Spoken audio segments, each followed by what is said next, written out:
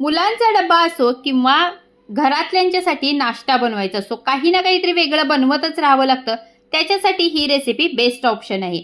इथे मी 2 वाट्या ज्वारी तांदूळ मिक्स पीठ घेतलं, त्याच्यामध्ये अर्धी वाटी गव्हाचं पीठ, पाव वाटी बेसन, मिरची लसूणचा ठेचा, बारीक चिरलेला कांदा, कोथिंबीर, 4 चमचे दही, थोडंसं हिंग, हळद, धना पावडर, पांढरे तीळ, लाल तिखट घातलं, चवीपुरतं मीठ घातलं, थोडंसं तेल घातलं आणि हे सगळं मिक्स करून मग याच्यामध्ये थोडं थोडं पाणी घालायचं आणि हे पीठ आपल्याला ना जास्त घट्ट ना जास्त पातळ असं मळून घ्यायचं.